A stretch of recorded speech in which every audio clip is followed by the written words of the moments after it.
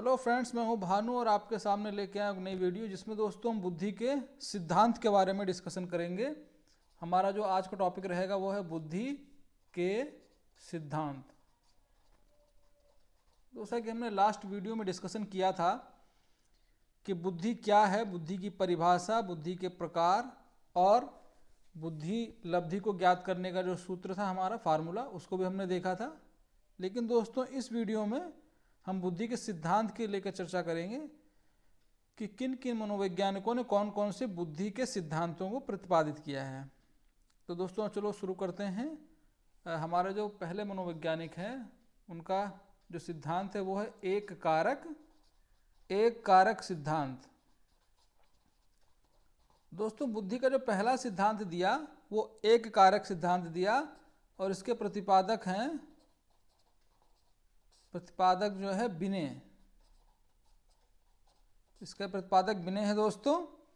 और उसके बाद जो है इसको आगे समर्थन किया था, समर्थन या आगे बढ़ाने का काम, आगे बढ़ाने का काम, इस सिद्धांत को दोस्तों आगे बढ़ाने का काम जो है टर्मन व स्टर्न ने किया था दोस्तों। टर्मन और स्टर्न ने दोस्तों इसको आगे बढ़ाने का काम किया और इन्होंने जो है दोस्तों बुद्धि को एक शक्ति के रूप में माना था। बुद्धि को शक्ति के रूप में माना था। तो दोस्तों प्रतिपादक बिने है, समर्थन इसको आगे बढ़ाने का काम टर्मन और स्टर्न ने किया था और बुद्धि को शक्ति के रूप में माना था इन्होंने। हालांकि दोस्तों इसके बाद जब नया सिद्धांत आया तब अब इस सिद्धांत को मानने के लिए कोई वैज्ञानिक तैयार नहीं है और अब इस सिद्धांत को लगभग नकार दिया गया है। लेकिन चूंकि पहला सिद्धांत है तो आपको याद रखना कि एक कारक सिद्धांत, प्रतिपादक बिने। हमारा दोस्तों दूसरा सिद्धांत है द्विकारक सिद्धांत। दोस्तों तो दोस्तों द्विकारक सिद्धांत के जो प्रतिपादक वो हमारे स्पीयरमैन हैं। फ्रेंड्स ये जो सिद्धांत है ये बहुत इंपॉर्टेंट सिद्धांत है। इससे कई बार क्वेश्चन आया हुआ है और क्वेश्चन ज़्यादातर रिपीट होकर आता रहता है। तो कई बार इसका प्रतिपादक पूछता है तो इसमें आपको याद रखना है कि स्पीयरमैन है इसके प्रतिपादक। अच्छा, इन्होंने दोस्तों दो भागों में बांटा था, दो भागों में बुद्धि। तो इसमें से जो दोस्तों उन्होंने एक बांटा था वो जो प्रथम था उनका वो था सामान्य मानसिक योग्यता।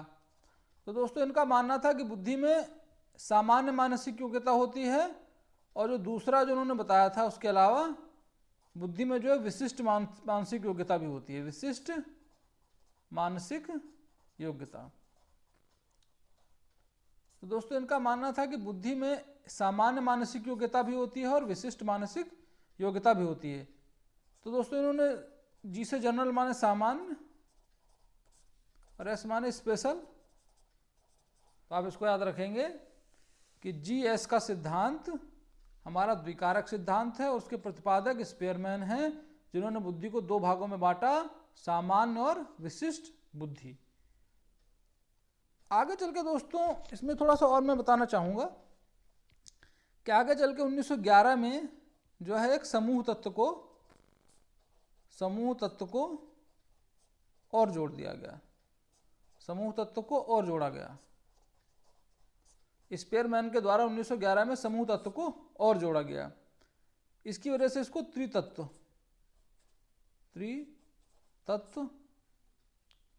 सिद्धांत भी कहा जाता है। तो दोस्तों इसी वजह से इसको त्रितत्व सिद्धांत भी कहा जाता है। क्योंकि दोस्तों मूल रूप में ये द्विकारक सिद्धांत ही था क्योंकि इसमें दो ही तत्वों की बात की गई थी, प्रथम और द्वितीय, सामान्य और विशिष्ट तत्व। लेकिन 1911 में आगे चल करके स्पीयरमैन को लगा कि शायद एक तत्व जो है बुद्धि का वो समूह तत्व भी है, तो उसको उन्होंने बाद में जोड़ा।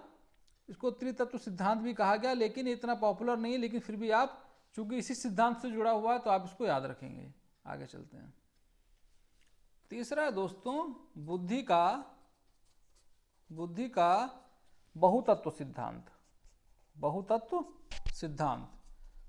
बुद्धि का बहुतत्व सिद्धांत दोस्तों ये हमारा है, इसके प्रतिपादक जो हैं E.L. थॉर्नडाइक हैं दोस्तों। प्रतिपादक जो है हमारे E.L. थॉर्नडाइक, इनको तो हम जानते ही अधिगम के सिद्धांत के प्रतिपादक के रूप में। इन्होंने बुद्धि का भी सिद्धांत दिया था, बुद्धि का बहुतत्व सिद्धांत। E.L. थॉर्नडाइक हैं इसके प्रतिपादक। और अब जानते हैं SR थ्योरी जो है इन्होंने ही दी थी, आप इसको भी याद रखें, SR थ्योरी। और इन्होंने जो है अपने तत्व बताए थे, इनके जो तत्व थे उसमें 4 तत्वों को उन्होंने बताया था। उसमें चारों तत्वों में स्तर, विस्तार, क्षेत्र और गति। तो दोस्तों इनके जो अगला दोस्तों समूह तत्व सिद्धांत। समूह तत्व सिद्धांत, समूह तत्व सिद्धांत या इसको समूह कारक भी बोला जाता है, समूह कारक सिद्धांत। समूह कारक सिद्धांत 1935 में दोस्तों इसका प्रतिपादन हुआ था और थर्स्टन ने किया था। थर्स्टन ने 1935 में इस सिद्धांत का प्रतिपादन किया था। और उन्होंने जो है बुद्धि की 8 प्राथमिक मानसिक योग्यताएं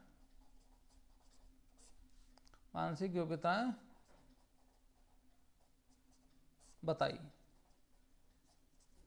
तो दोस्तों समूह तत्व का जो सिद्धांत है, समूह कारक सिद्धांत, 1935 में थर्स्टन ने किया था और उन्होंने बुद्धि की 8 प्राथमिक जो है मानसिक योग्यताएं बताई थी। तो दोस्तों इसके प्रतिपादक को आप याद रखेंगे। आगे चलते हैं। अगला दोस्तों पांचवा सिद्धांत जो है हमारा बुद्धि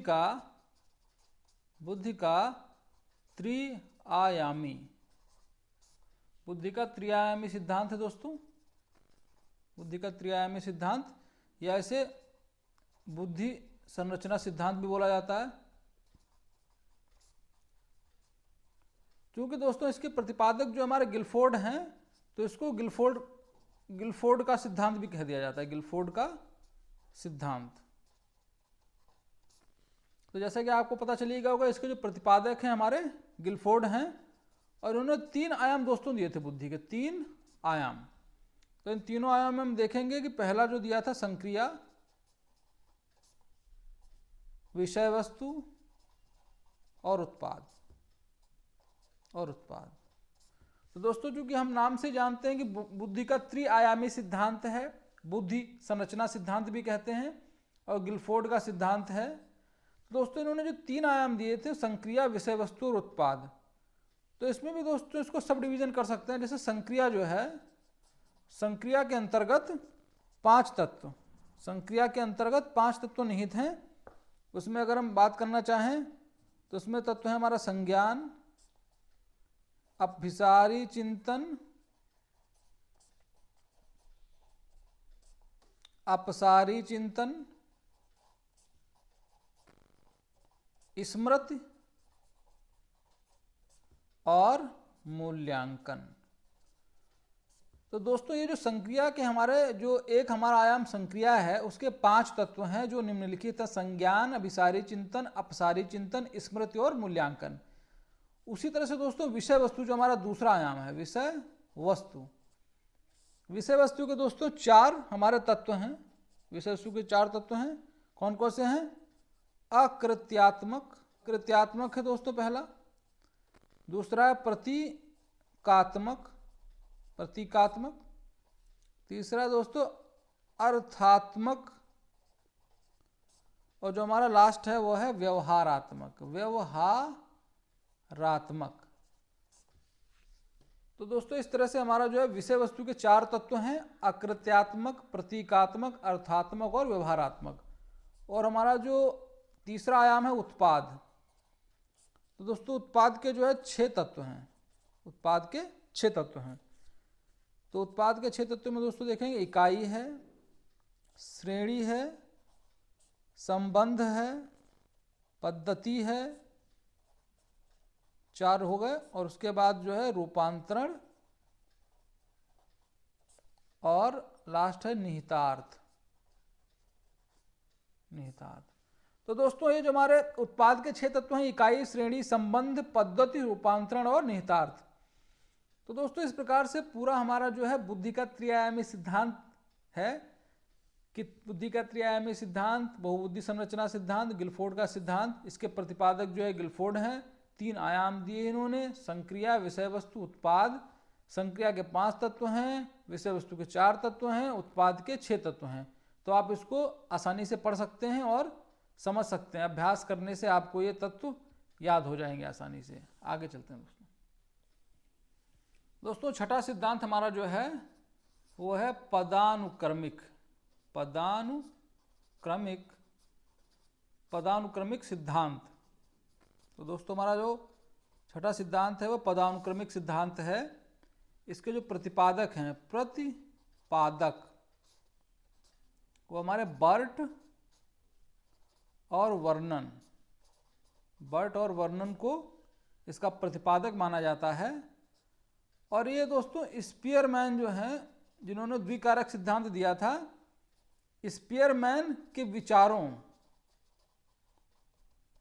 के समर्थक हैं। स्पीयरमैन के विचारों के समर्थक हैं दोस्तों। ये जो इनकी तरह ही सामान्य मानसिक जो योग्यता है उसके अंतर्गत इसमें 2 बातें कही गई दोस्तों। वो शाब्दिक, आंकिक,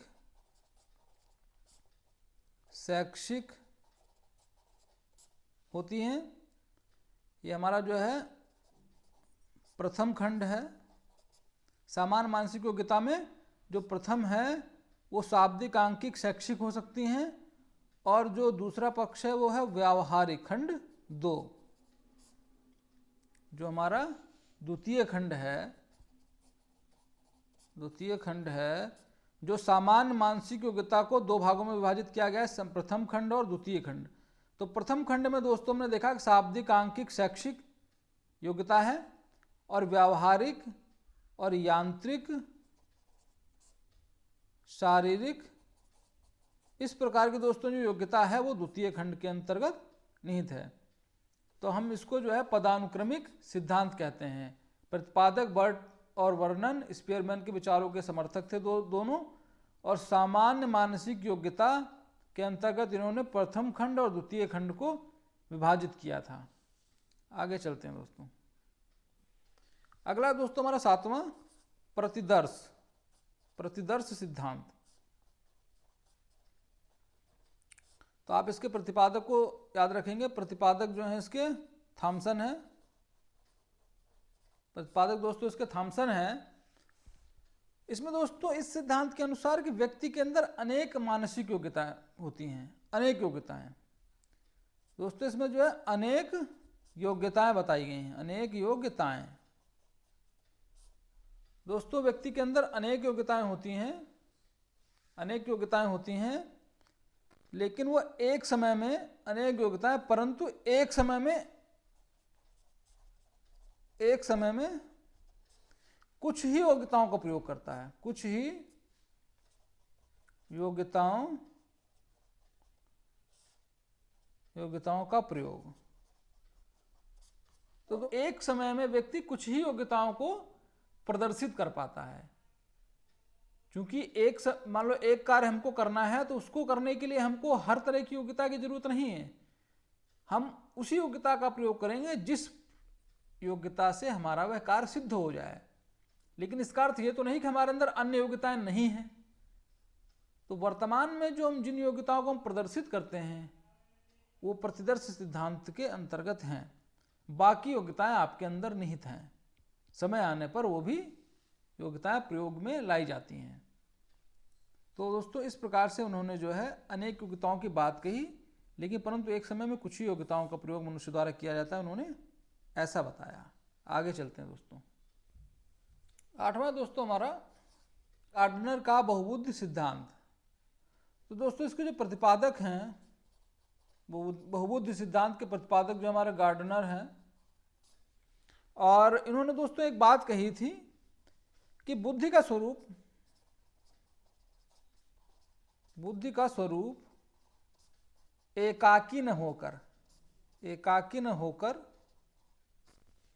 बहु बहुकारकीय होता है, बहुकारकीय होता है। और दोस्तों उन्होंने 1998 में 8 तत्व दिए, फिर 2000 में उन्होंने नौवां तत्व जोड़ा। ये इसमें जो मुख्य बातें यही हैं दोस्तों कि उन्होंने जब इसका प्रतिपादन किया तो 8 तत्व दिए और 2000 में 9वां तत्व जोड़ दिया। उसके बाद दोस्तों हमारा 9वां सिद्धांत है वो त्रितंत्र सिद्धांत, जो कि स्टर्नबर्ग ने दिया। त्रितंत्र सिद्धांत स्टर्नबर्ग ने दिया। और इसमें दोस्तों उन्होंने 3 तत्व बताए। पहला तत्व जो उन्होंने बताया विश्लेषणात्मक, कि बुद्धि के अंदर विश्लेषण करने की क्षमता निहित होती है, विश्लेषणात्मक बुद्धि होती है। उसके अलावा होती है सर्जनात्मक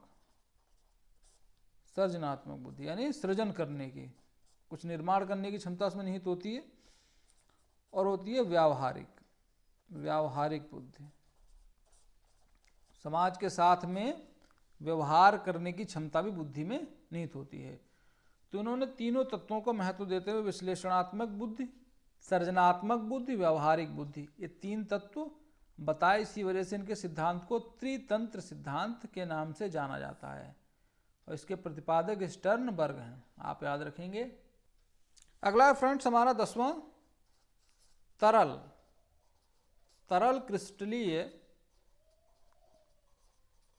क्रिस्टलीय प्रतिमान। तो जैसे कि हम लोग उसको जानते हैं तरल मोजेक सिद्धांत, तरल क्रिस्टलीय की जब बात आती है तो हम जानते हैं इसके प्रतिपादक जो है हमारे रेमंड कैटल ने जो है तरल क्रिस्टलीय प्रतिमान सिद्धांत का प्रतिपादन किया था दोस्तों। और इनके सिद्धांत में दोस्तों जो एक बात मुख्य है, इनके सिद्धांत में ऐसे दोस्तों तरल क्रिस्टलीय प्रतिमान जो है रेमंड कैटल ने दिया था, और ऐसी समस्या जिसके बारे में कोई पूर्व ज्ञान नहीं है, को हल प्रबल। इसका अर्थ ये हुआ कि इसमें ऐसी समस्या को हल करने का प्रयास किया जाता है जिसका पूर्व में कोई ज्ञान नहीं है, नई समस्या है, नई चुनौती है व्यक्ति के सामने, और उसको वह जिस बुद्धि के आधार पर समस्या का हल निकालता है तो वो तरल क्रिस्टलीय प्रतिमान के रूप में उन्होंने इसको प्रतिपादित किया दोस्तों। तो हम आगे चलते हैं। वर्ष 1953 में प्रोफेसर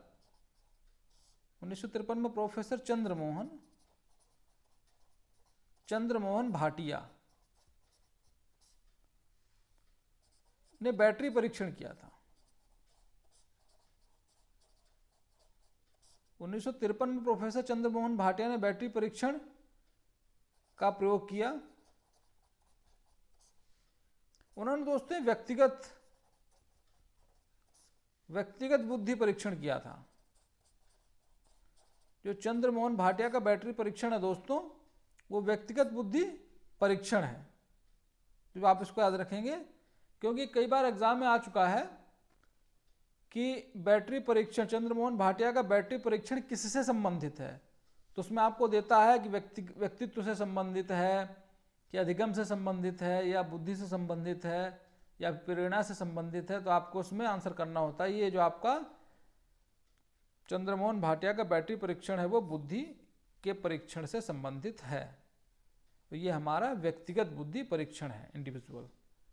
तो दोस्तों इस प्रकार से हमने जो मुख्य हमारे बुद्धि के सिद्धांत थे, हमने उसके प्रतिपादक और उसके बारे में थोड़ी थोड़ी जानकारी प्राप्त की है, जिस प्रकार से वो एग्जाम में आता है क्वेश्चन। तो आप ये सभी 11 के 11 सिद्धांत आप देख करके जाएं, और ज़्यादातर ये रिपीटेड ही सिद्धांत हमारे हैं जो कि एग्जाम में आते रहते हैं। तो अगर वीडियो आपको अच्छी लगी हो तो चैनल को लाइक, सब्सक्राइब और शेयर ज़रूर करें, और इसी प्रकार की वीडियो को देखने के लिए हमारे चैनल से जुड़े रहें। तो दोस्तों इसी प्रकार की वीडियो को देखने के लिए हमारे चैनल से जुड़े रहें। बहुत बहुत धन्यवाद।